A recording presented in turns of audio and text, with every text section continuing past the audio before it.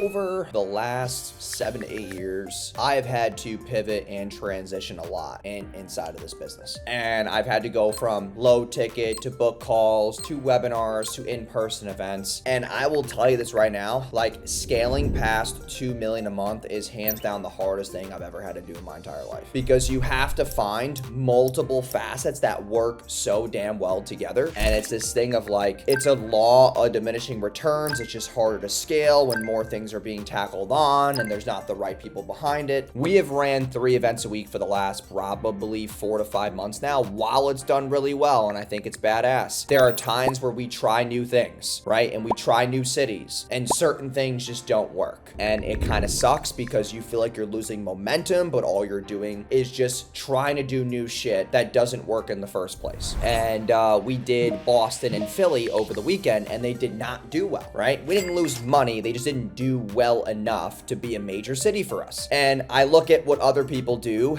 in other event spaces, and I started to realize, well, why don't people run events in Boston? Why don't people run events in Philly? Well, I learned my lesson the hard way, because those places are very blue dominant, like very liberal dominant. And we've seen that, you know, places like that just tend to do really bad. And it's not like, you know, it's nothing about politics or nothing, but you will definitely be able to see a difference in the quality of the rooms. And also just based off how people like me, it's this thing of like, I'm very direct. I like to give people the truth. They don't like it. It's a weird combo. The other cities that we have, which are about 12 to 14 different cities, they do very, very well because they like my tonality. They like my positioning. They like my directness. And if people don't like the directness, then it's not a good fit regardless, right? Also recently, just to give you a quick life update, while I'm traveling, doing all this stuff with events, I'm dealing with things personally. I'm not home as much. My dogs are now sick. One of them is, I'm trying to figure all that stuff out. And it is very overwhelming to do all this at the same time, while still taking care of my mastermind members, taking care of the team, taking care of the bills, taking care of the payroll, taking care of all the things personally that I want to do and all the decisions that I've made personally. It is very difficult. Not here to sugarcoat anything at all. It is very hard. And I thought that it would be a lot easier when I found better vehicles, like business vehicles. And it just like, I don't know, like I'm a very transparent person. Like things are okay right now, but I thought they would be a lot better. And it's things that we have to pivot and change and reverse engineer and really start allocating and like optimizing, etc. And I just wanted to give you like this quick update. Maybe this will help you. Maybe you feel like you're doing a lot in a business right now. You're pivoting a lot. You feel stuck. Trust me, it's because you're going to come out a better person. You're going to come out a better leader. You're going to come out a better business overall with your KPIs and profit and all that fun jazz that you're really chasing and seeking. You must shed old skin to get new skin. That's just the way the world works. And I think that this will hit home for a lot of people, because I don't post a lot of content like this. I'm not very big into motivational rah-rah, but I am very big into giving you updates on things that I'm currently doing. We are at the